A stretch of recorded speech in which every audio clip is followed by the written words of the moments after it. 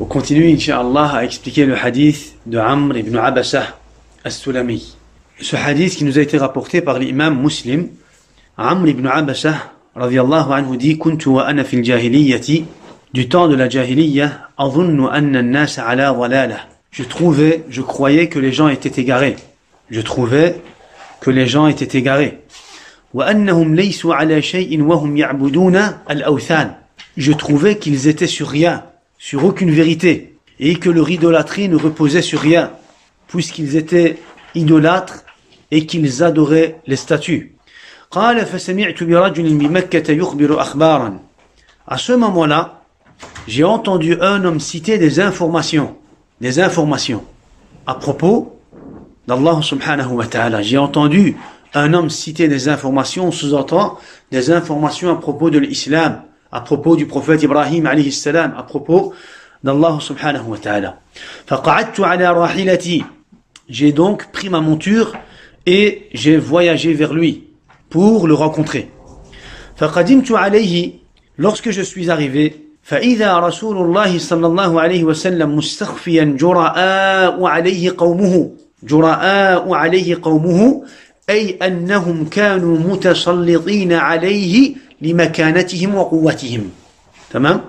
Donc il dit, lorsque je suis arrivé, le prophète sallallahu alayhi wa sallam se cachait, car son peuple lui faisait du tort, de l'injustice, du mal. جراء عليه قومه فتلطفت حتى دخلت عليه بمكة. Avec douceur, j'ai pu le joindre, j'ai pu le rencontrer, et je suis entré chez lui, à la Mecque. Amr ibn Abasa est à présent en face du prophète, alayhi salatu wassalam. فقلت له, je lui ai dit, ما أنت, qu'es-tu donc? قال أنا نبي. Le prophète, alayhi salatu wassalam, a répondu en disant, je suis un prophète. فقلت وما نبي, qu'est-ce qu'un prophète? Je lui ai dit, qu'est-ce qu'un prophète? قال أرسلني الله, Allah azza wa jal m'a envoyé. Il a répondu en disant, Allah subhanahu wa ta'ala m'a envoyé. Je suis le messager d'Allah subhanahu wa ta'ala, l'envoyé d'Allah subhanahu wa ta'ala. فقلت له وبأي شيء أرسلك. Avec quoi est-ce qu'il t'a envoyé? Le prophète alayhi salatu wassalam a dit, أرسلني بصلة الأرحام وكسر الأوثان وأن يوحد الله لا يشرك به شيء. Le prophète alayhi salatu wassalam lui a répondu en disant, il m'a envoyé pour maintenir les liens de parenté, détruire les idoles, les statues, et pour qu'on adore Allah azza wa jal sans lui donner d'associé. Seul, sans lui donner d'associé. فقلت له فمن معك على هذا. Qui te soutient en cela? Amr ibn Abasa lui pose la question. Qui te soutient en cela? Qui est avec toi sur cette religion, sur ces principes? قال حر وعبد. Le prophète alayhi salatu wassalam lui a dit, حر وعبد, un homme libre et un esclave. قال ومعه يومئذ أبو بكر وبلال ممن آمن معه. Et il y avait ce jour-là avec le prophète alayhi salatu wassalam, parmi ceux qui ont cru, Abu Bakr et Bilal radiyallahu anhuma. On avait expliqué le lien entre l'iman et le tawhid. Mimman amana ma'ahu, haqiqatul iman, c'était justement ce qui a été cité un peu avant, التوحيد أن يوحد الله لا يشرك به شيء. فقلت إني متبعك. Je lui ai dit, je te soutiendrai, ou alors je te suivrai. Et on avait expliqué la différence. Inni muttabi'uka. Lorsque Amr ibn Abasa a dit au prophète alayhi salatu wassalam, Inni muttabi'uka, je te soutiendrai, je te suivrai, je vais te suivre, je veux être avec toi. Le prophète alayhi salatu wassalam lui a dit, Innaka la tastati'u dhalika yawmaka hadha. Aujourd'hui, tu ne peux pas le supporter. Tu ne peux pas être avec moi.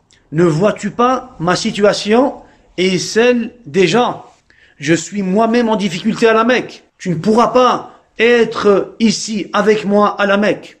ألا ترى حالي وحال الناس ولكن ارجع إلى أهلك فإذا سمعت بي قد ظهرت فأتني. Le prophète alayhi salatu wassalam lui dit, retourne plutôt près des tiens, retourne dans ton village. Quand tu entendras que je suis en position de force, reviens me voir. Reviens me voir quand tu vas entendre que je suis en position de force. Mu'jiza min mu'jizat an-nabi alayhi salatu wassalam. Un des miracles du prophète alayhi salatu wassalam, car le prophète alayhi salatu wassalam, par cette phrase, il lui informe qu'il va, lui, un jour, être en position de force. قال فذهبت إلى أهلي إلى أهلي. Amr ibn Abbasah dit, je suis donc rentré auprès des miens. Je suis donc rentré auprès des miens. Le village de Bani Sulaym. Amr ibn Abbasah as-Sulami, donc le village de Bani Sulaym. وقدم رسول الله صلى الله عليه وسلم المدينة وكنت في أهلي. Le messager d'Allah, entre-temps, le messager d'Allah subhanahu wa ta'ala est parti à Médine. Combien de temps après? 13 ans de période de da'wah à la Mecque. Après 13 ans de da'wah à la Mecque, le prophète alayhi salatu wassalam a immigré à Al-Madinah. Donc, Amr ibn Abbasah nous dit, وَقَدِمَ رَسُولُ اللَّهِ صَلَّى اللَّهُ عَلَيْهِ وَسَلَّمَ الْمَدِينَ وَكُنْتُ فِي أَهْلِي. Le prophète alayhi salatu wassalam est parti à Médine alors que je demeurais auprès des miens. Pendant toute la période mécoise, Amr ibn Abbasah est resté dans son village auprès des siens, auprès de sa famille. فَجَعَلْتُ أَتَخَبَّرُ الْأَخْبَارِ وَأَسْأَلُ النَّاسَ حِينَ قَدِمَ الْمَدِينَةَ. Je me suis mis à l'écoute des nouvelles et j'ai interrogé les gens quand il arriva à Médine. خلاص. أتخبر الأخبار. أتخبر الأخبار, ça veut dire que je pose des questions pour me faire des nouvelles, pour entendre les nouvelles. Où est le prophète alayhi salatu wassalam? Est-ce qu'il est toujours à Mecca ou à Al-Madina? Est-ce qu'il est en position de force? Ou est-ce qu'il est toujours en difficulté? أتخبر الأخبار حتى قدم نفر من أهل يثرب من أهل المدينة. On avait dit entre-temps que Amr ibn Abbasah est resté dans son village pendant une grande partie de la période de Médine, Badr, Uhud, Al-Khandaq, jusqu'à Khaybar. Il est resté, Amr ibn Abbasah est resté dans son village. حتى قدم نفر من أهل يثرب من أهل المدينة. Finalement, un groupe de Yathrib, des gens de Médine, sont passés par mon village, sont arrivés à mon village. فقلت ما فعل هذا الرجل الذي قدم المدينة الذي قدم المدينة. Lorsque je les ai vus, je leur ai demandé, qu'a fait cet homme venu à Médine? Qu'a fait cet homme venu à Médine? Il parle du prophète alayhi as-salatu wassalam. Il parle du prophète alayhi as-salatu wassalam. Pourquoi est-ce qu'il a dit cet homme et il n'a pas dit qu'a fait le prophète ou le messager d'Allah subhanahu wa ta'ala venu à Médine? Naam. قال الرجل من باب الكناية لئلا يعرف حاله. قال الرجل من باب الكناية. من باب الكناية, c'est pour ne pas dévoiler sa situation. C'est pour ne pas dévoiler sa situation. لئلا يعرف حاله. Pour ne pas que ces gens venus de Yathrib sachent que lui-même fait partie des disciples du prophète Muhammad alayhi salatu wassalam.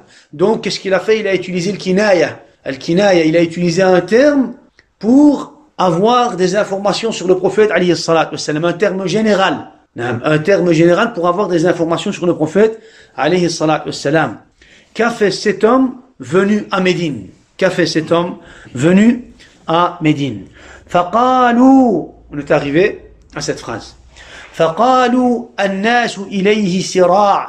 الناس إليه سراع. Les gens accourent vers lui. Les gens se précipitent vers lui. Ils veulent le rencontrer. Ils veulent le rencontrer pour accepter l'islam. Car aujourd'hui, l'islam est en position de force. Les gens accourent vers lui, vers Al-Madinah, et ils se soumettent au tawhid. Ils acceptent l'islam et le tawhid. Le peuple ou la tribu ou les mécréants de la Mecque ont voulu tuer le prophète alayhi salatu wassalam, walakin Allah subhanahu wa ta'ala a sauvé le prophète alayhi salatu wassalam et les a fait tomber eux-mêmes dans leur propre piège. Al-Muhim, le prophète alayhi salatu wassalam était passé d'une situation à une autre situation. D'une situation de faiblesse à une situation de force. D'une situation d'injustice à une situation de justice, de force. Le prophète alayhi salatu wassalam était à présent en position de force. فَقَدِمْتُ الْمَدِينَةَ فَدَخَلْتُ عَلَيْهِ. Amr ibn Abasa dit فَقَدِمْتُ الْمَدِينَةَ فَدَخَلْتُ عَلَيْهِ. Sur ces quelques paroles que j'ai entendues de la part de ces personnes, je me suis rendu à Médine. Je me suis rendu à Médine et je suis entré chez le prophète alayhi salatu wassalam. Pourquoi est-ce qu'il a été à Médine? Pourquoi est-ce qu'il a été à Médine? Pour obéir en réalité à l'ordre du prophète alayhi salatu wassalam. Parce que le prophète alayhi salatu wassalam lui a dit فَإِذَا سَمِعْتَ بِي بِأَنِّي قَدْ ظَهَرْتُ فَأْتِنِي. Lorsque tu vas entendre que je suis en position de force, viens me rejoindre à ce moment-là. Le prophète alayhi salatu wassalam lui avait donné justement ce message, il lui avait transmis ce message. Lorsque tu vas entendre que je suis en position de force, rejoins-moi, viens me trouver. Donc Amr ibn Abasa est sorti de son village et il a été à Al-Madina pour tout d'abord obéir à l'ordre du prophète alayhi salatu wassalam, car le prophète alayhi salatu wassalam est à présent en position de force, et parce qu'il veut le rencontrer, parce qu'il veut apprendre, parce qu'il veut entendre de la révélation. Il est resté loin du prophète pendant des années, il est resté loin de l'Muslimin pendant des années, mais à présent il veut les rencontrer. Naam. Donc Amr ibn Abasa est rentré chez le prophète alayhi salatu wassalam. Amr ibn Abasa est entré chez le prophète alayhi salatu wassalam. Il dit فَقُلْتُ يَا رَسُولَ اللَّهِ أَتَعْرِفُنِي. Je lui ai dit, lorsque j'étais face au prophète alayhi salatu wassalam, me reconnais-tu ya Rasulallah? Subhanallah. Yani, on va dire plus ou moins une vingtaine d'années après, des années et des années après, Amr ibn Abasa est devant le prophète alayhi salatu wassalam et il lui dit me reconnais-tu ya Rasulallah ta'rifuni? فقال رسول الله عليه الصلاة والسلام نعم أنت الذي لقيتني بمكة. نعم أنت الذي لقيتني بمكة. Oui, je te reconnais. Tu es celui qui est venu me rencontrer à la Mecque. Oui, je te reconnais. Tu es celui qui est venu me rencontrer à la Mecque. قلت بلى. J'ai dit effectivement ya Rasulallah, c'est bien moi. Effectivement ya Rasulallah, c'est bien moi. بلى بلى جواب لما تقدمه نفي أو لا. Yani c'est un mot qu'on utilise pour répondre à une question négative ou alors positive. Par exemple, qu'est-ce qu'on dit? Alaysa kadhalik, tu dis bala. Mais tu pourrais dire aussi bala même quand il n'y a pas de négation. Normalement, on utilise bala dans une question négative, mais on pourrait aussi l'utiliser dans une question positive. Donc tu vas dire une phrase et puis alaysa kadhalik, tu vas dire bala. Et tu peux aussi répondre en disant bala pour une phrase qui est positive. Anta alladhi laqitani bi Makkah. Bala ya Rasulallah, c'est bien moi, effectivement. Naam, effectivement. Qultu ya Nabiy Allah. قلت يا نبي الله أخبرني عما علمك الله وأجهله أخبرني بما علمك الله وأجهله أخبرني عن الصلاة. Amr ibn Abasa dit, j'ai dit au prophète alayhi salatu wassalam, Ya Rasulallah, informe-moi sur ce qu'Allah t'a enseigné et que j'ignore. Informe-moi sur ce qu'Allah t'a enseigné et que j'ignore. Informe-moi au sujet de la prière. Akhbirni anis salah. Informe-moi au sujet de la prière. Pourquoi est-ce que Amr ibn Abasa, pourquoi est-ce qu'il pose ou pourquoi est-ce qu'il veut apprendre sur la prière? Pourquoi Amr ibn Abasa veut apprendre la prière?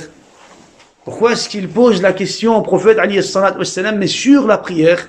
Parce que le tawhid, khalas, il l'a déjà appris. Il connaît le tawhid. Quand il a rencontré le prophète alayhi salatu wassalam à la Mecque, il a entendu le tawhid. Et avant même de rencontrer le prophète alayhi salatu wassalam, il était lui-même sur le tawhid. C'était un hanif, comme on l'a dit.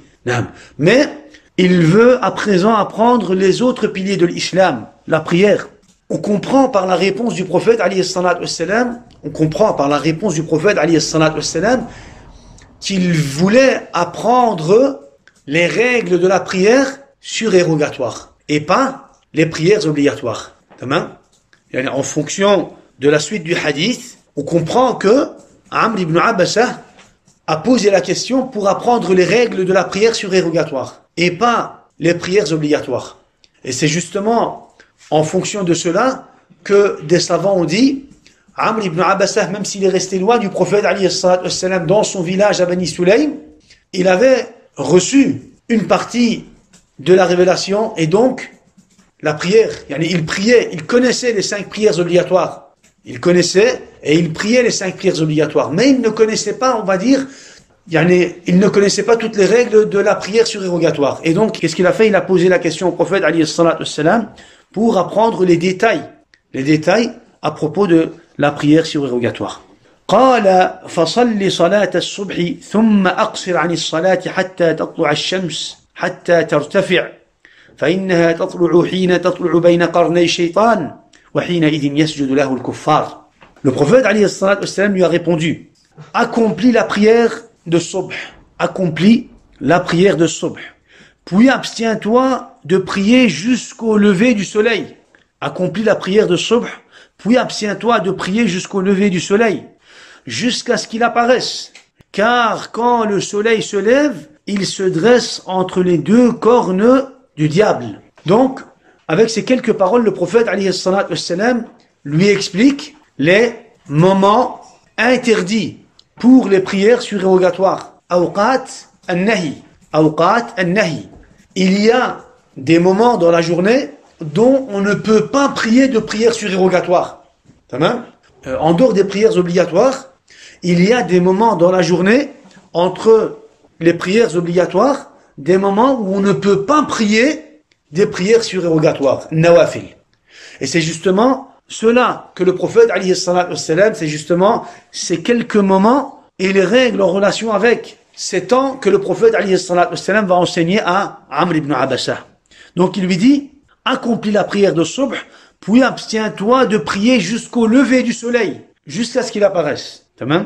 Accomplis la prière de subh, puis abstiens-toi de prier jusqu'au lever du soleil, jusqu'à qu'il apparaisse. L'interdiction, les savants ont dit, l'interdiction ne termine pas ou ne finit pas avec le lever du soleil. Le soleil doit se lever et doit apparaître de la distance d'une lance. Le temps où l'interdiction de prier une prière surérogatoire après salat al-fajr, tu as prié salat al-fajr, khalas, tu ne peux plus prier de nafila. Tu as prié salat al-fajr, tu ne peux plus prier de nafila, de prière surérogatoire jusqu'au lever du soleil. Mais pas seulement le lever du soleil, l'apparition du soleil, à l'aube, ou le lever du soleil à l'aube d'une distance d'une lance. À partir de là, tu peux reprendre la prière. À partir de ce moment-là, tu peux reprendre la prière. Pourquoi est-ce que tu ne peux pas prier, ou pourquoi est-ce que tu ne peux plus prier après salat al-fajr jusqu'à le lever du soleil? Le prophète alayhi salatu wassalam dit فَإِنَّهَا تَطْلُعُ حِينَ تَطْلُعُ بَيْنَ قَرْنَيْ شَيْطَانٍ. Car quand le soleil se lève, il se dresse, il se lève entre les 2 cornes du diable. وَحِينَئِذٍ يَسْجُدُ لَهُ الْكُفَّارِ. Et à ce moment-là, les kuffars, les mécréants se prosternent pour le soleil. On comprend de cette phrase que le diable a 2 cornes. On comprend de ces phrases que le diable a 2 cornes. Walakin, sans savoir le comment on accepte le hadith ou les quelques paroles du prophète alayhi salatu wassalam, comme cela nous a été cité dans les hadiths, sans faire de ta'wil. Le ta'wil, c'est quoi? Le ta'wil, c'est le fait de changer la signification d'un terme. La signification d'un terme, car al-mu'awwilah, qu'est-ce qu'ils ont fait? Ils ont interprété les 2 cornes par d'autres choses, par d'autres sens. Mais les ulama ont dit abadan. Le prophète alayhi salatu wassalam a dit que le shaytan avait 2 cornes, khalas, on attribue 2 cornes à shaytan, sans savoir le comment, sans savoir comment sont ces 2 cornes. Pourquoi le diable? Pourquoi est-ce que le diable, ou comment on va expliquer cela? Comment on va expliquer que le diable, ou comment on va expliquer que le soleil se lève entre les 2 cornes de shaytan? Comment? En réalité, les kuffars se prosternent, pour le diable ou pour le soleil. Les kuffars, ils se prosternent pour le soleil ou alors pour le diable? Pour le soleil. Shaitan alayhi la'natullah, comme il sait bien que les kuffars vont se prosterner pour le soleil, qu'est-ce qu'il fait? Il va se mettre là où le soleil se lève pour se faire croire que les gens se prosternent pour lui. Shaitan alayhi la'natullah, il va aller à ce moment-là se mettre à cet endroit. Pourquoi? Pour, d'une façon ou d'une autre, s'arnaquer. Se faire croire que les gens, les kuffars qui se prosternent pour le soleil, se prosternent pour lui. Al-Muhim, le prophète alayhi salatu wassalam continue et il lui dit « Thumma salli » ensuite prie. Donc, une fois que le soleil s'est levé d'une distance, d'une lance, prie. Tu peux reprendre la prière. Il y a des témoins. فَإِنَّ الصَّلَاةَ مَشْهُودَةٌ مَحْظُورَةٌ حَتَّى يَسْتَقِلَّ الظِّلُّ بِالرُّمْحِ. Et sache qu'il y a des témoins présents à la prière jusqu'à ce que l'ombre d'une lance se raccourcisse jusqu'au zénith. Tu peux prier jusqu'à salat al-dhuhr. Khalas. Ici il dit jusqu'à ce que l'ombre d'une lance se raccourcisse. Qu'est-ce que ça veut dire? Khalas.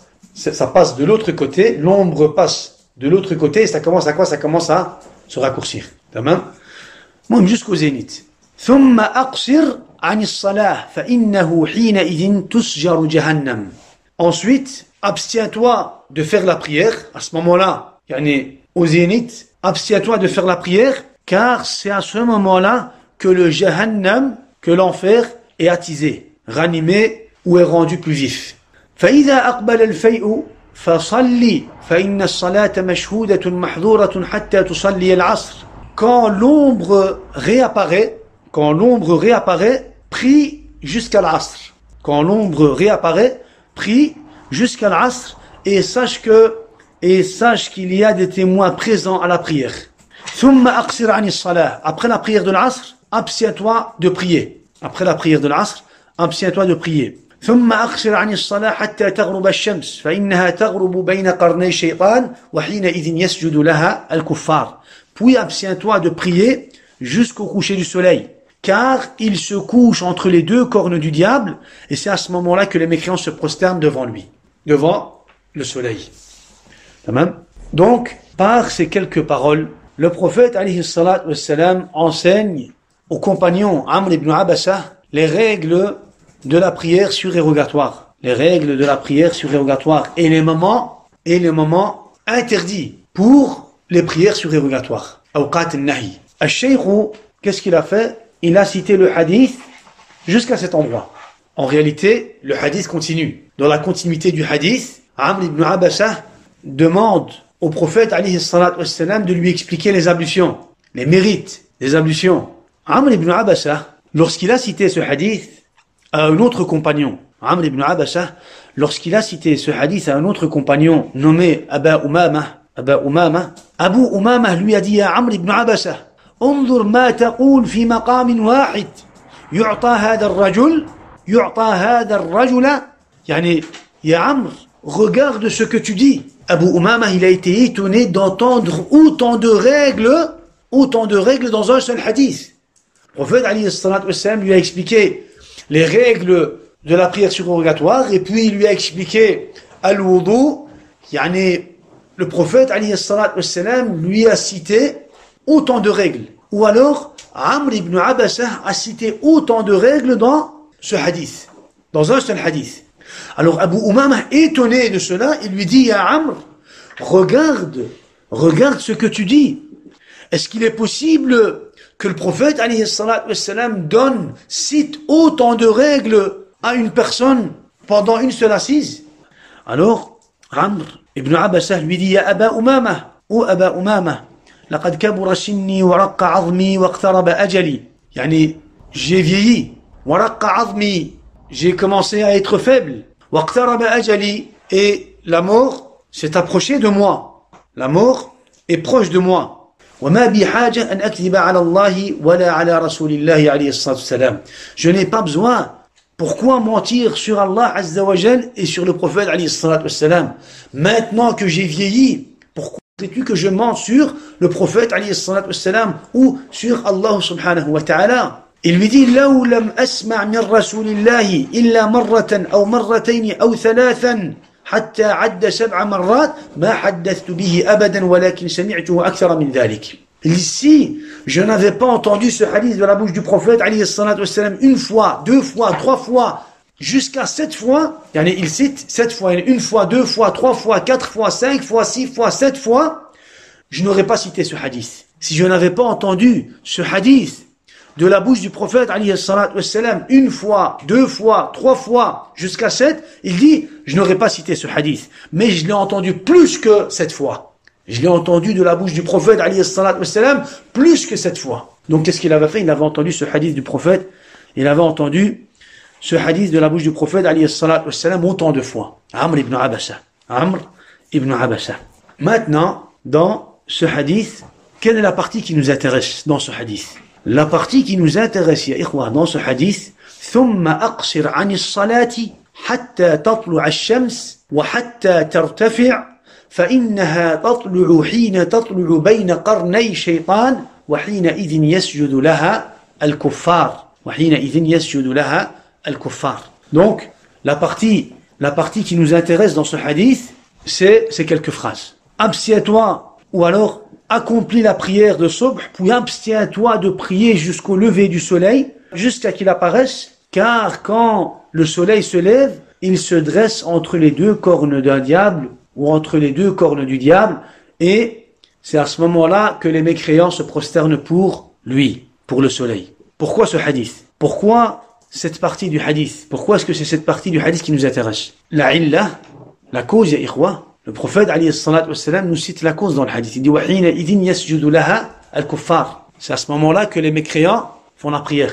C'est à ce moment-là que les mécréants font la prière. Le musulman qui va prier pendant un moment interdit, au lever du soleil ou au coucher du soleil, qu'est-ce qu'il aura fait? Il aura fait preuve de ressemblance envers les mécréants. Il aura ressemblé aux mécréants dans son apparence. Dans son apparence, il y a en lui, ou dans son apparence, il y aura une ressemblance, on va dire, dans quoi? Dans ses actes et dans son apparence envers les kuffars. Il y a un musulman qui va prier au lever du soleil ou alors au coucher du soleil. Qu'est-ce qu'il va faire? Il va ressembler aux mécréants. Il va ressembler aux mécréants. Et c'est pour cela que le prophète alayhi salatu wassalam nous a interdit de prier au lever et au coucher. Pourquoi? Parce que au lever et au coucher du soleil, les mécréants, c'est à ce moment-là qu'ils font la prière. Et la règle dans l'islam nous dit que la ressemblance au niveau de l'apparence nécessite une ressemblance au niveau de l'intérieur. Une ressemblance au niveau de l'extérieur nécessite ou pousse la personne à avoir une ressemblance au niveau de son intérieur. Quelqu'un qui va ressembler au kuffar avec son apparence, avec son extérieur, cela va le pousser d'une façon ou d'une autre à ressembler à ces kuffars, mais avec son intérieur, avec son cœur. Pour dire que celui qui va ressembler au kuffar avec son extérieur, avec son corps, avec ses attitudes, avec ses applications, d'une façon ou d'une autre, qu'est-ce qu'il va faire? Il va avec le temps, ressembler au kuffar, mais avec son intérieur, avec son cœur. Il va se retrouver dans le kufr, dans le shirk, dans ar-ridda. Et c'est justement pour cela que la religion nous a enseigné une règle, qa'idatu saddu dhara'i', la règle de la fermeture de toutes les portes qui mènent la personne ou qui peuvent mener l'homme à commettre du shirk et du kufr. Qa'idatu saddu dhara'i', la règle qui nous dit qu'il faut fermer toutes les portes qui peuvent mener la personne à commettre du shirk ou du kufr ou du haram en général. Ceci est une règle pour laquelle il y a autant de dalils du Coran et de la Sunna. Autant de dalils du Coran et de la Sunna. Tout ce qui peut mener la personne à du shirk est interdit. Tout ce qui peut mener la personne à ressembler aux kuffar et aux mushrikin, que ça soit du kufr ou non, est interdit. C'est une règle, ikhwa. Tout ce qui va te pousser à commettre du shirk est interdit. Tout ce qui va te pousser à ressembler aux kuffar, aux mushrikin, aux fussaq est interdit, que ce soit du kufr ou non. Donc, par ces quelques phrases et ces quelques paroles du prophète alayhi salatu wassalam, wa hina idhin yasjudu laha al-kuffar, à ce moment-là, les mécréants se prosternent devant lui, devant le soleil. Comme si le prophète alayhi salatu wassalam voulait lui dire, cette prière est la prière des kuffars. Le fait de prier au moment du lever du soleil ou du coucher est la prière des kuffars. Le fait de prier au lever et au coucher du soleil est une adoration précise ou spécifique aux mécréants. Tu ne peux pas prier à ce moment-là. Même si tu pries pour Allah subhanahu wa ta'ala, même si tu pries pour Allah azza wa jal, tu ne peux pas prier à ce moment-là. Pourquoi? Parce qu'en priant à ce moment-là, tu vas ressembler aux kuffars. En priant à ce moment-là, tu vas ressembler à ceux qui se prosternent pour le soleil. Dans la religion, il est interdit de ressembler aux kuffars, même avec son extérieur, même au niveau de l'apparence. Il est interdit d'office de ressembler avec son intérieur, mais aussi avec son extérieur. Mais aussi avec son extérieur.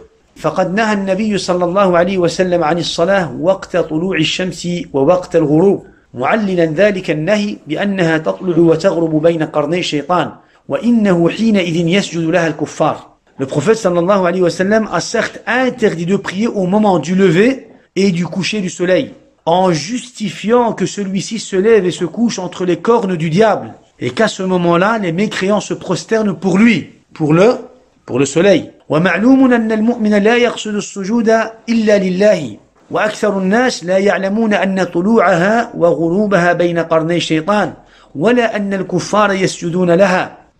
Il est évident que le croyant ne se prosterne que pour Allah azza wa jal. Même s'il prie au moment du lever ou du coucher, il prie pour Allah subhanahu wa ta'ala. Il est évident que le croyant ne se prosterne que pour Allah subhanahu wa ta'ala. Et que la majorité des gens ne savent pas forcément que le lever et le coucher du soleil se font entre les deux cornes du diable. La majorité des gens ne savent pas cela. Ils ne savent pas que le soleil se lève et se couche entre les deux cornes du diable. Et ni que les mécréants se prosternent pour celui-ci. La majorité des gens ne savent pas que les mécréants se prosternent pour le soleil au moment du lever et du coucher. ثم إنه صلى الله عليه وسلم نهى عن الصلاة في هذا الوقت حسما لمادة المشابهة بكل طريق. Mais malgré cela, malgré que la majorité des gens ne savent pas que le soleil se lève et se couche entre les deux cornes du diable, et que les mécréants se prosternent pour le soleil, le prophète alayhi salatu wassalam a interdit la prière à ce moment-là, afin d'éviter toute ressemblance envers les mouchriquines et les kuffars. Envers les mouchriquines et les kuffars. Yani malgré que les gens ignorent cela, ils ne savent pas forcément que le soleil se lève entre les deux cornes et se couche entre les deux cornes du diable. Ils ne savent pas que les kuffars se prosternent pour le soleil au moment du lever et du coucher. Malgré cela, le prophète alayhi salatu wassalam nous a interdit cela. Pourquoi? Parce qu'il ne doit pas y avoir de ressemblance entre le musulman et le kafir. Entre le musulman et le mushrik, il ne doit pas y avoir de ressemblance. Parce que la ressemblance envers les kafaras pousse la personne. La ressemblance avec l'extérieur, avec son apparence, avec son extérieur, pousse la personne à commettre du kufr et du shirk. Pousse la personne à ressembler au kuffar, mais avec son intérieur. Et ça, c'est du kufr.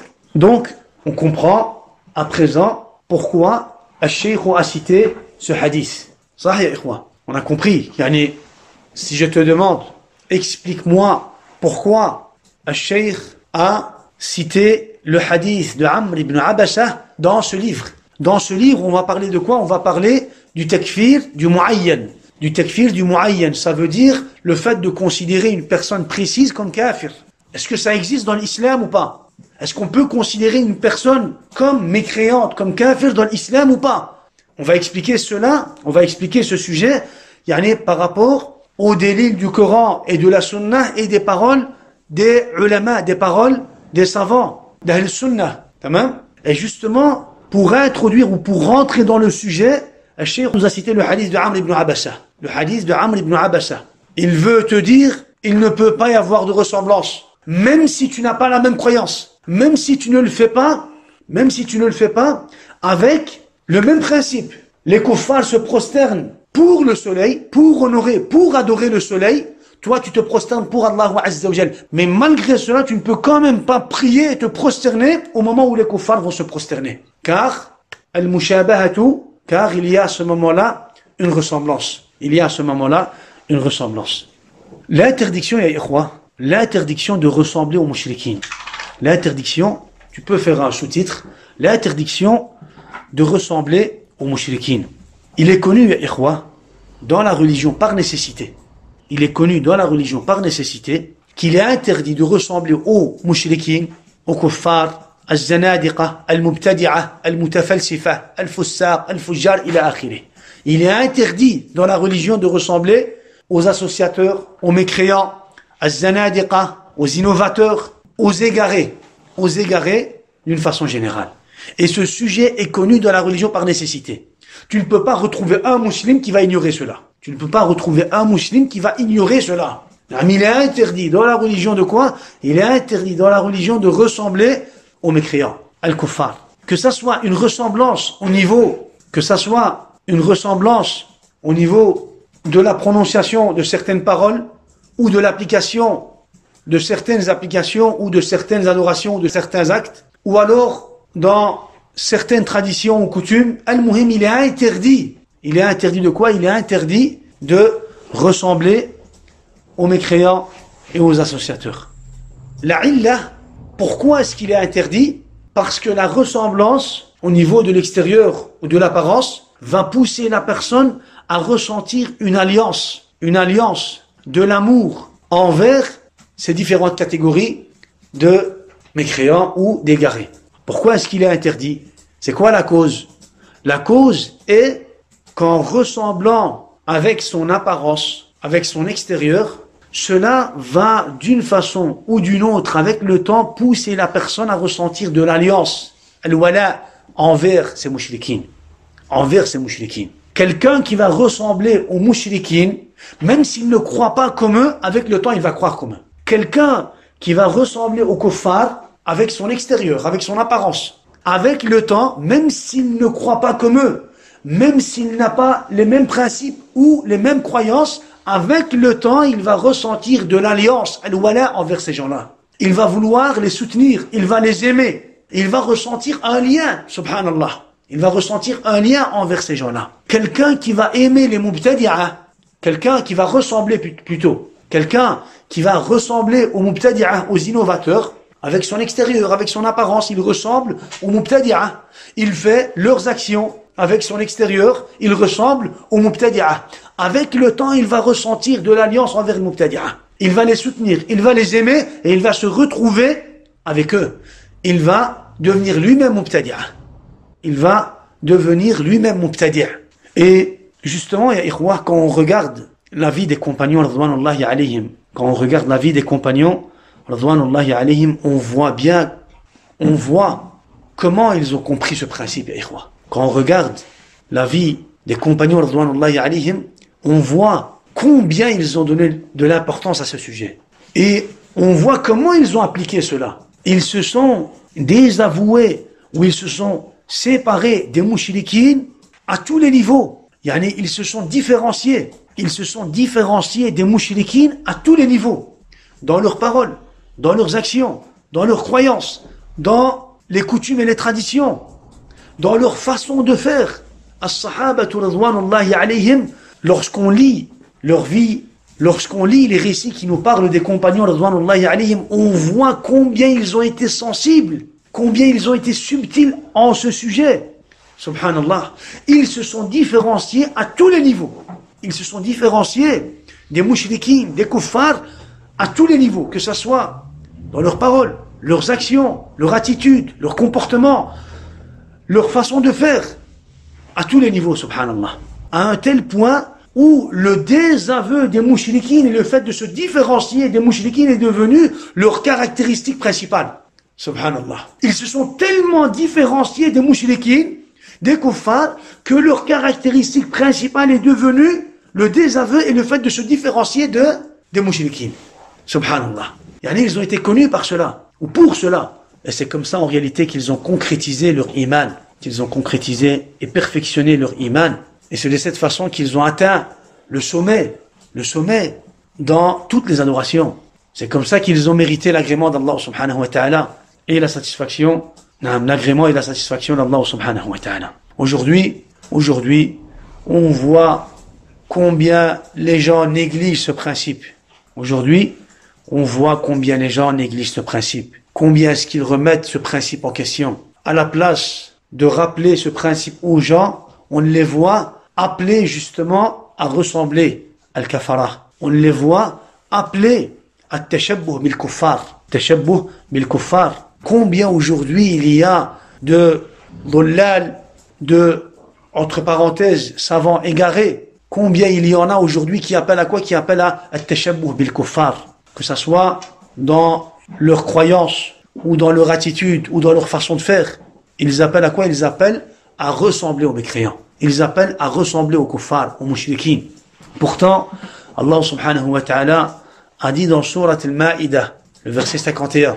Pourtant, Allah subhanahu wa ta'ala a dit dans le verset 51 de Surat al-Ma'idah, Ya ayyuhalladhina amanu la tattakhidhu al-yahuda wan-nasara awliya, ba'duhum awliya'u ba'd, wa man yatawallahum minkum fa innahu minhum, inna Allah la yahdi al-qawma adh-dhalimin.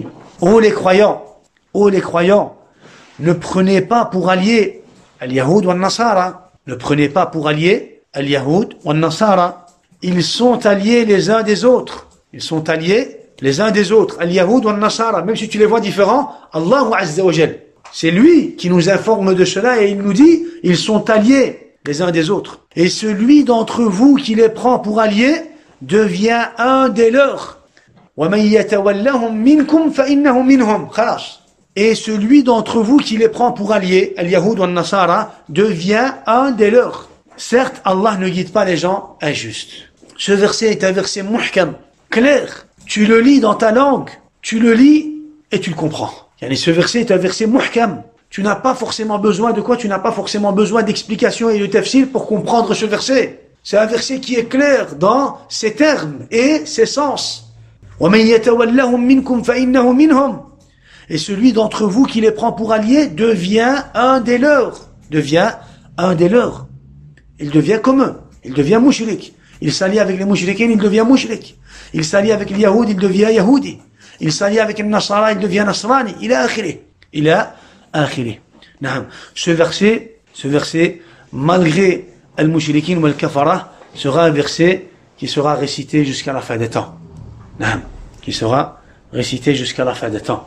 On comprend par ce verset qu'il y a justement quoi? Qu'il y a justement un désaveu ou une façon de faire pour se différencier des mushrikines, de al-Yahoud ou al-Nasara. Dans un hadith rapporté par Abdullah ibn Omar ibn al-Khattab radiyallahu anhu, le prophète alayhi salatu wassalam dit Man tashabbaha biqawmin fahuwa minhum.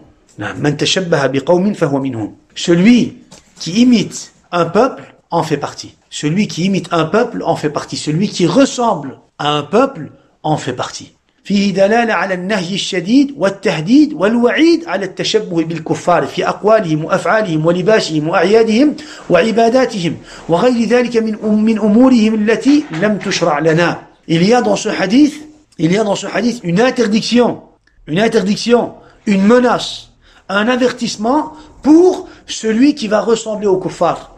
Il y a dans ce hadith une interdiction, une menace, un avertissement pour celui qui va ressembler aux kuffar, que ça soit dans leurs paroles, leurs applications, leur façon de s'habiller, leurs fêtes et leurs adorations.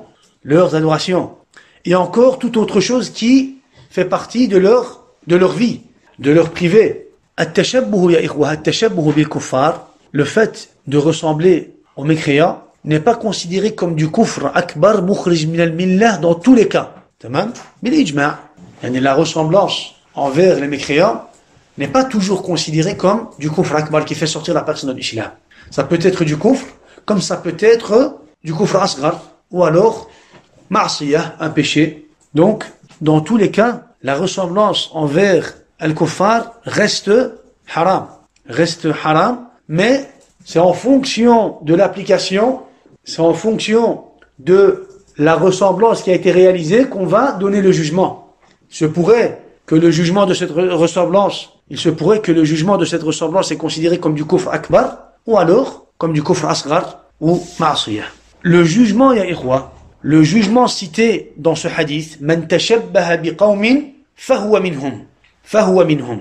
Man tashabbaha biqawmin fahuwa minhum. Quiconque imite un peuple en fait partie. Celui qui ressemble, qui imite un peuple en fait partie. Le jugement en fait partie. Dans ce hadith a été basé ou lié à la ressemblance. Tamam? Yani, pourquoi est-ce qu'on dit cela? S'il y a quelqu'un qui imite les mécréants, et puis qui dit, moi, je ressemble peut-être aux mécréants, mais je ne crois pas comme eux. Ou alors, je n'ai pas la même volonté que les mécréants. Ou alors, je ne cherche pas à faire comme les mécréants. On n'a pas les mêmes principes. Je n'ai pas les mêmes principes que les mécréants. On va lui dire, ça sert à rien de discuter. Ça sert à rien de discuter parce que le jugement que le prophète alayhi salatu wassalam a cité dans le hadith, man tashabbaha biqawmin fahuwa minhum. Fahuwa minhum, le jugement qui a été cité dans le hadith a été lié à at-tashabbuh, man tashabbaha biqawmin. Le prophète alayhi salatu wassalam n'a pas dit man qasada at-tashabbuha bil kuffar ou alors man i'taqada mithla al kuffar. Abadan. Le prophète alayhi salatu wassalam, de quoi est-ce qu'il parle? Il parle de la ressemblance. Et il a donner un jugement en fonction de quoi? En fonction de ce mot, la ressemblance. Donc le jugement cité dans le hadith a été basé ou alors lié à la ressemblance. Là où il y a une ressemblance, le jugement du prophète alayhi salam est appliqué. Là où il y a une ressemblance, le jugement du prophète alayhi salam est appliqué. Là où il y a tashabbuh, il y a fahuwa minhum. Là où il y a tashabbuh, il y a fahuwa minhum. Walakin, comme j'ai dit, on va regarder l'application de ressemblance. Si c'est du kufr, mukhrij min al-millah, il va être considéré comme kafir. Et si c'est pas du kufr, mukhrij min al-millah, on va regarder, on va donner un jugement par rapport à quoi? Par rapport à ça. Mais on dit cela, pourquoi? Pour dire que, la ressemblance suffit. Pourquoi? La ressemblance extérieure suffit pour citer le jugement du prophète alayhi salatu wassalam. Parce que le prophète alayhi salatu wassalam n'a pas parlé de quoi? De l'intention dans ce hadith. Il n'a pas parlé de la volonté dans ce hadith. Il a parlé de quoi? De la ressemblance extérieure. Si tu ressembles avec ton extérieur, khalas, fahuwa minhum. Ce hadith, man tashabbaha biqawmin fahuwa minhum, aqallu ahwalihi annahu yaqtadi tahrim at-tashabbuh bihim, wa in kana zahiruhu yaqtadi kufra al-mutashabbih bihim. Yani, le minimum de ce qu'on peut dire à propos de ce hadith, le jugement le moins grave qu'on pourrait citer à propos de ce hadith, est de dire que toute ressemblance est considérée comme quoi? Comme haram. Même si les termes du hadith nous font comprendre qu'il est considéré comme quoi? Comme le peuple auquel il a ressemblé. Le jugement le moins grave à propos de ce hadith, c'est de dire qu'il est quoi? C'est de dire que la ressemblance est considérée comme haram. Haram en général. وَإِنْ كَانَ ظَاهِرُهُ. Même si les termes du hadith nous font comprendre qu'il est quoi? Nous font comprendre qu'il est comme le peuple auquel il a cherché à ressembler. En fait, il veut dire le jugement le moins grave est le fait de dire que c'est haram, mais en réalité, s'il y a une ressemblance, c'est fahuwa minhum. C'est fahuwa minhum. Il fait partie d'eux. Il fait partie d'eux. Regardez par exemple, il nous cite des exemples qui nous montrent comment les savants ont cherché à fermer cette porte de ressemblance envers les mouchriquins, les kuffars et les akhiri. Après l'époque du prophète, alayhi salatu wassalam, on a eu quoi? On a eu l'époque de Khulafa al-Rashidin. Après, on a eu l'époque de Bani Umayyah. Et puis, on a eu l'époque de Bani al-Abbas. Bani al-Abbas. Wa shi'aru khulafa Bani al-Abbas wa ahlu ta'atihim wal jund as-sawat. Leur shi'ar, le signe apparent des califes de Bani al-Abbas et de ses soldats, de leurs soldats, et de ceux qui sont alliés à Bani al-Abbas était la couleur noire. La couleur noire, ikhwa. Tamam? Vous suivez, ikhwa? Le signe apparent des califes de Bani al-Abbas était le noir. C'est pour ça que l'autre, lorsqu'il avait fait la khutbah, il était habillé en noir. Parce qu'il s'attribuait à Bani al-Abbas. Et donc, le noir était leur signe apparent. Tamam? Ils s'habillaient tous en noir. Celui qui s'habillait en noir à cette époque, c'était pour montrer aux gens qu'il est allié et qu'il soutient et qu'il est avec Al-Khalifa. Dans sa aqidah, dans sa croyance. Parce qu'il y a eu à ce moment-là quoi? Il y a eu, à l'époque de l'Abbasiyyin, la fitna de Khalq al-Qur'an. Al-Wa makhlouqun am la. Tamam? Entre-temps, l'imam Ahmed ibn Hanbal a été convoqué. Il a été convoqué pour être interrogé à propos du Coran. Al-Wa makhlouqun am la. Est-ce que le Coran est une créature ou la parole d'Allah Azza wa Jal? Le calife disait que le Coran était une créature. Il faisait du kufr, il était considéré comme kafir. Et il y avait autour de lui un grand nombre de savants, entre parenthèses, qui disaient la même chose, qui disaient que le Coran est une créature créée par Allah subhanahu wa ta'ala. Pourquoi est-ce qu'il disait cela? Il disait cela pour renier qu'Allah Azza wa Jal parle. Tamam? Sifatul kalam min Allah tabaraka wa ta'ala. Al-Muhim, lorsqu'il a été convoqué par le khalifa Al-Mutawakkil, lorsqu'il a été convoqué, rafada an yalbisa hadha thawb. Il a refusé de porter sur lui ce vêtement noir. Il a refusé de porter sur lui ce vêtement noir. Pourquoi? Pour ne pas faire croire au calife qu'il a ou qu'il partage avec lui la même aqidah. Je ne partage pas avec toi la même aqidah et donc je ne vais pas porter ce vêtement que tu as imposé à ceux qui vont te suivre et qui vont se soumettre à ta croyance. Et donc, qu'est-ce qu'il a fait? Il n'a pas porté cela. Et à cette époque-là, le fait de ne pas porter justement, on va dire, le vêtement noir, ce vêtement de couleur noire, était considéré comme quoi? Était considéré comme une révolte envers le calife. Khurujun alayhi, comme si tu te révoltais contre lui, comme si tu ne l'acceptais pas. Comme si tu ne l'acceptais pas. Et justement, l'imam Ahmed est passé par quoi? L'imam Ahmed, rahimahullah, imam Ahl Sunnah, qu'est-ce qu'il a fait? Il a été éprouvé et il est passé par de grandes épreuves. Il a été châtié, il a été frappé, il a été torturé, il a été emprisonné pendant longtemps et puis par après il a été libéré. Il a été libéré, bi rahmatillahi wa fadlihi. Regardez à quel point il a dit je ressemble, je ne vais pas porter cela. Je ne vais pas porter cela. Pourquoi? Parce que derrière ce vêtement, il y a une aqidah. Derrière ce vêtement, il y a une aqidah. Il y a aqidat khalq al-Qur'an. Je ne vais pas porter cela. Oh, mais tu vas passer devant le calife. Même si je dois passer devant le calife, je ne vais pas porter un vêtement qui va faire croire que j'ai accepté moi khalq al-Qur'an. J'ai pas accepté khalq al-Qur'an. Subhanallah. Et ça a été considéré comme quoi? Cela de la part de l'imam Ahmed a été considéré comme une révolte. Comme s'il se révoltait. Comme s'il venait à l'encontre de Al-Khalifa. Et taban, il a été sanctionné par Al-Khalifa à cette époque pour cette attitude. Al-Muhim, on a par exemple un autre exemple où un homme vient trouver l'imam Ahmed. Un homme vient trouver l'imam Ahmed, il lui pose une question à propos de Khiyat al-Khazz al-Aswad. Al-Khazz al-Aswad. Al-Khazz, c'est quoi? Naw'u qimash min as-souf, de couleur noire. Al-Khazz est un tissu de coton, mais de couleur noire. Alors, un homme vient poser la question à l'imam Ahmed, il lui dit, est-ce que je peux coudre un vêtement noir? Un vêtement noir. À la base, c'est quoi? Al-aslu al-ibaha. À la base, c'est mubah, tu peux. Tant que c'est pas une couleur qui a été interdite dans la sunnah du prophète, alayhi salatu wassalam, le rouge, l'éclat, il a akhiri, tu peux. Tu peux coudre un vêtement noir, tu peux porter un vêtement noir. À la base, c'est yajouz.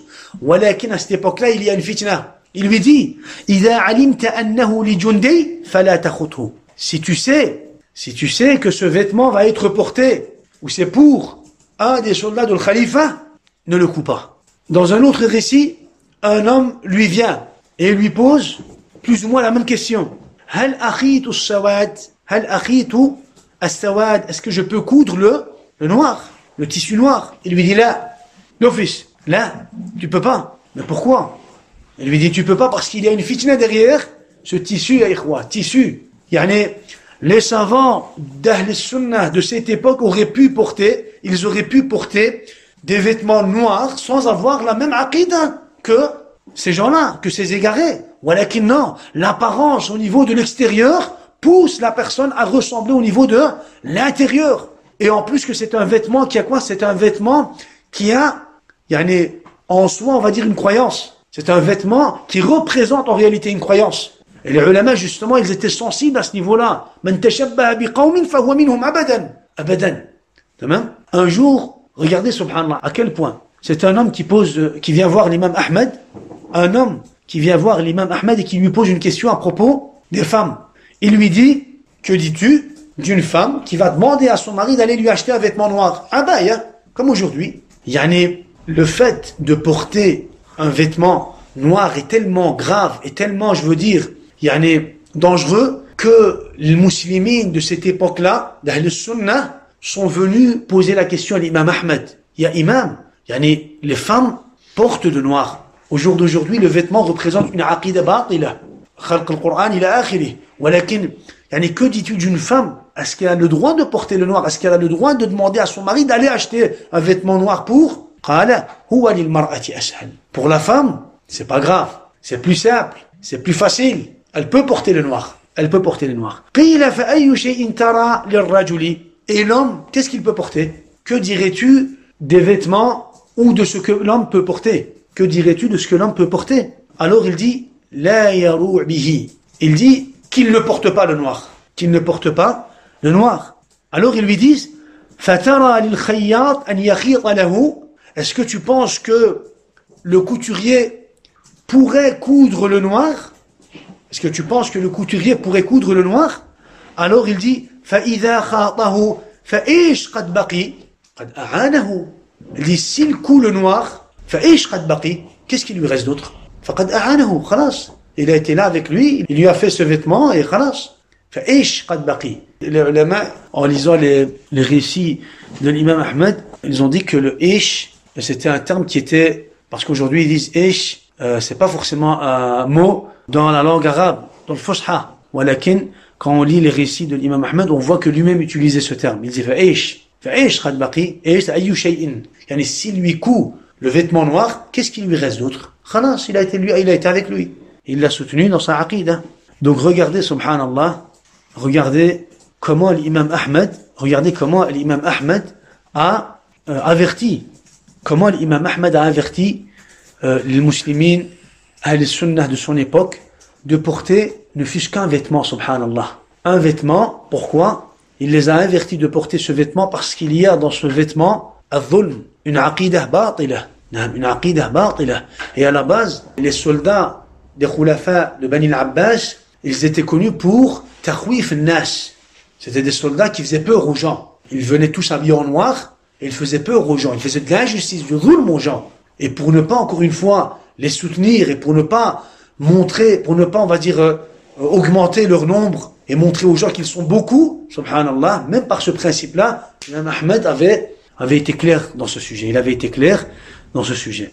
Que dire des gens aujourd'hui qui portent malabis al-kuffar, malabis al-fussaq, wal-fujjar? Que dire de ces gens-là qui portent, on va dire, des vêtements, on va dire des vêtements sur lesquels il y a des drapeaux de Tawarit, ou alors il y a, on va dire, des têtes de Tarout, ou bien des noms de Tarout, ou bien on va dire des alamat, des croix, il est akhiri. Que dire de ces gens-là qui portent, on va dire, des vêtements de koufr, et de fisq, et de fujur? Comme aujourd'hui, par exemple, on a le jeans, voilà, qui colle. Le musulman, il s'habille pas comme ça. Le musulman, il porte pas ce pantalon. Déjà, le jeans en soi, c'est sujet, on va dire, d'avertissement et, on va dire, d'interdiction. Voilà, le jeans, là, qui colle et qui fait apparaître tous les membres et qui fait apparaître, on va dire, subhanallah, l'avant et l'arrière. Ça, c'est, ouais, mais c'est un pantalon comme tous les autres. Non, ça, c'est un pantalon de foussaq. Man tashabbaha biqawmin fahuwa minhum. Tu mets ce pantalon-là, tu fais partie des foussaq. Que tu aies en toi une croyance ou non, ça n'a aucune importance. Subhanallah, que dire de ces gens-là? Que dire de ces gens-là qui ne cherchent qu'à ressembler aux kuffar? Dans tout, subhanallah. Vous les voyez, ils se disent musulmans, walakin, subhanallah, ils cherchent à ressembler aux kuffar, subhanallah, à tous les niveaux. Dans leur façon de s'habiller, dans leur comportement, leurs croyances, leurs adorations, leur application, leur style, même dans leur style, subhanallah. Même dans leur style, vous les voyez, ils cherchent à ressembler aux kuffar. Il se dit musulman, voilà qu'il cherche à ressembler aux kuffar, aux mushrikin, al-nasara, al-yahoud, al-fussaq, al-mubtadi'a. Tu le vois, il te fait une coiffe de kuffar, de fussaq. Tu le vois, il porte sur lui des vêtements de fussaq. Une croyance de nasara. Une application de l'yahoud. Subhanallah. Il a tout en dehors de l'islam. Subhanallah. Il a toutes les ressemblances, il a toutes les applications en dehors de l'islam. Man tashabbaha biqawmin fahuwa minhum. Et c'est justement pour cela, ou alors par ce principe, que les ulama ont dit la ressemblance envers les kuffars a été le début de la destruction de l'appel de tous les prophètes. C'est ce qui a nui pour la première fois à la da'wah des prophètes. La ressemblance envers les kuffars. La ressemblance envers les kuffars a été la base de quoi? La base du mal qui a touché la da'wah des prophètes. La da'wah des prophètes. Pourquoi, ya ikhwa? Parce que cette maladie fait en sorte que les gens retombent dans la jahiliya. Pourquoi? Parce que cette maladie, le fait de ressembler aux kuffars, est une maladie qui pousse les gens à tomber dans la jahiliya. C'est une maladie qui pousse les gens à tomber dans le ridda, dans le kufr. Dans le kufr. Regardez par exemple les Arabes, avant l'époque du prophète, alayhi salatu wassalam. Avant l'époque du prophète, alayhi salatu wassalam, les Arabes sont tombés dans le shirk, dans Ridda, dans l'apostasie. Pourquoi? Parce qu'ils étaient à la base sur la religion du prophète Ibrahim alayhi salatu wassalam. Qu'est-ce qui a fait qu'ils sont tombés dans le shirk? La volonté de ressembler, le fait de vouloir ressembler à Al-Kuffar. C'est en voulant ressembler aux kuffars qu'ils sont tombés dans le shirk. C'est en voulant ressembler aux kuffars qu'ils sont tombés dans le Ridda. C'est en voulant ressembler aux kuffars que la religion d'Ibrahim alayhi salam, Al-Hanif, a disparu. Les traces de la religion d'Ibrahim alayhi salam, ont disparu. Les implications de la religion d'Ibrahim alayhi salam ont disparu. C'est ce qui a fait que le kufr, la mécréance, les péchés, la turpitude, al-fisq ou al-fujur et l'injustice s'est propagé sur la péninsule arabique. Tout cela, à cause de quoi? À cause du fait qu'ils ont voulu ressembler aux kuffars. Le prophète alayhi salatu wassalam, dans un hadith rapporté par Abu Huraira, le prophète alayhi salatu wassalam dit: Ra'aytu Amr ibn Luhay, Ra'aytu Amr ibn Amir al-Khuza'i, yajurru qasabahu, ou qusbahu fi an-nari, kana awwal man shayyaba as-sawa'ib. Le prophète sallallahu alayhi wa sallam dit: j'ai vu Amr ibn Amir ibn Luhay al-Khuza'i, Abu Khuza'a, je l'ai vu en enfer.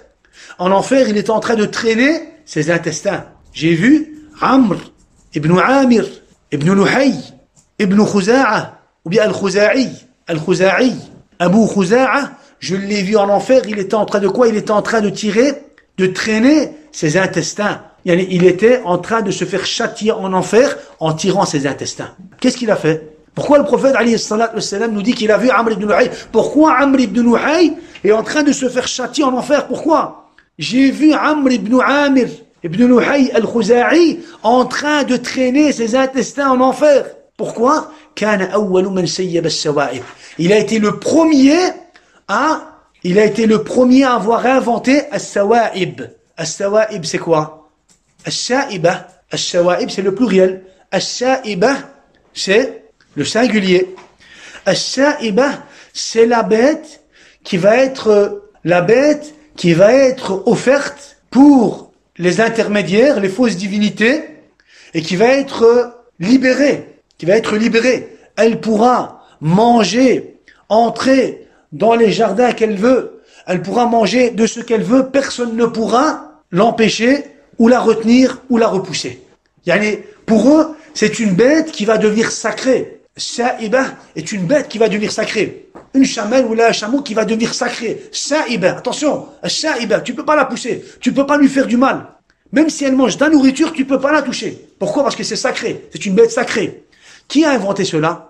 Amr ibn Khuza'a, Amr ibn Luhay, Amr ibn Luhay ibn Qami'a, Abu Khuza'a. Il a été le premier, awwalu man nasab al-ansab hawla al-bayt. Il a été le premier à poser les pierres et les statues autour de la Kaaba. Il a été le premier.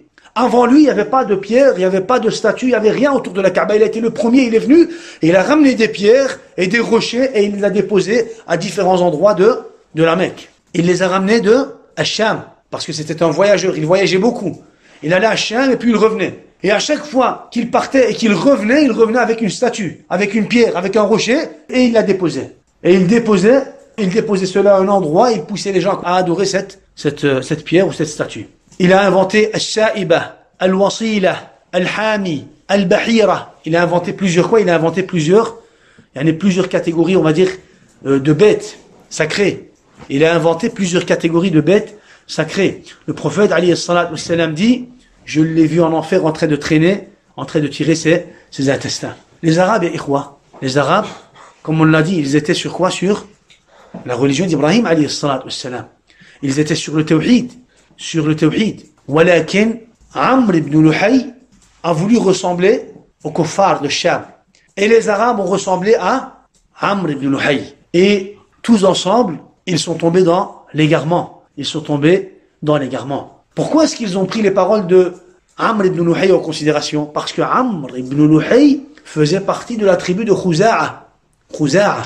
Et à la base, à un moment donné, lorsqu'il y a eu des inondations à la Mecque, Quraysh s'est éparpillé sur la péninsule arabique. Il ne restait plus de Quraysh à la Mecque. À ce moment-là, quand les Quraysh se sont éparpillés sur la péninsule arabique, la tribu de Khuza'a a pris la responsabilité d'entretenir la Kaaba. Et ils étaient, eux, les chefs de la Kaaba. Amr ibn Luhay faisait partie de cette tribu. Il était même un des savants de cette tribu. Qu'est-ce qu'il a fait? Il a poussé les gens à ressembler aux kuffars et il a instauré à la Mecque le principe de rendre halal ce qui est haram et de rendre haram ce qui est halal. Il a rendu haram des catégories de bêtes. Il a rendu halal l'adoration des statues. Il a rendu halal le vin. Il a rendu halal l'adultère. Il a rendu halal ce qui était haram dans la religion d'Ibrahim alayhi salatu wassalam.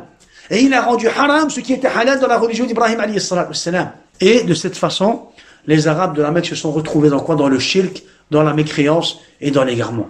Dans le shirk, dans la mécréance et dans l'égarement. Donc on peut dire que la ressemblance ou le fait de ressembler aux mécréants, est, yani subhanallah, est le premier mal que la da'wa des prophètes a subi.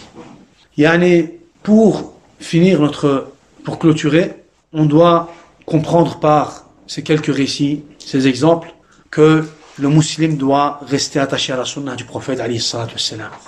On doit comprendre qu'il doit chercher à être stable sur la sunna du prophète alayhi salatu wassalam.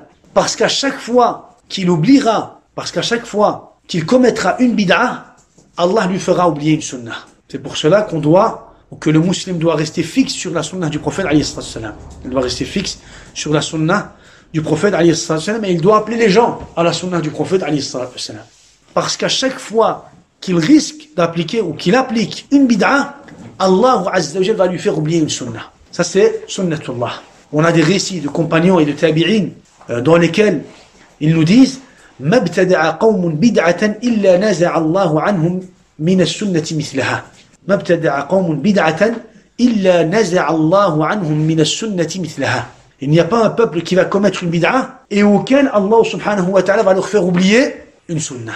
Il n'y a pas un peuple qui va commettre une bid'a auquel Allah subhanahu wa ta'ala ne va pas leur faire oublier une sunna. Un peuple qui va commettre une bid'a est un peuple à qui Allah Azza wa Jal va lui faire oublier une sunna. C'est ce que ça veut dire. ثُمَّ لَا يُعِيدُهَا إِلَيْهِمْ إِلَى يَوْمِ الْقِيَامَةِ. Puis, Allah Azza wa Jal ne leur enverra pas cette sunna jusqu'à Qiyam al-Sa'a. Et la sunna qu'Allah Azza wa Jal va leur faire oublier, Allah subhanahu wa ta'ala ne va plus leur donner cette sunna ila Qiyam al-Sa'a. Ça va être une sunna oubliée. C'est pour cela qu'on voit le Mubtadi'a. Le Mubtadi'a essaie de leur expliquer, de leur rappeler les sunnas. Abadan. N'accepte pas. Pourquoi? Parce que c'est des gens qui ont construit leur croyance sur les bid'a. Et donc, à chaque fois qu'ils ont appliqué ou à chaque fois qu'ils ont commis une bid'a, Allah leur a fait oublier une sunna. Même si aujourd'hui tu essayes de leur rappeler les sunnas du prophète, les récits, les hadiths, abadan. Tu ne pourras pas. ثُمَّ لَا يُعِيدُهَا إِلَيْهِمْ إِلَى يَوْمِ الْقِيَامَةِ. Allah Azza wa Jal ne leur rappellera pas, il ne leur enverra pas cette sunna dont il leur a fait oublier. Donc qu'Allah Azza wa Jal nous garde sur la sunna du prophète alayhi salatu wassalam et qu'on puisse appeler à la sunna du prophète alayhi salatu wassalam. Barakallahu fikum wa jazakumullahu khairan wa subhana rabbika rabbil izzati amma yasifun wa salamun ala al-mursalin walhamdulillahi rabbil alamin.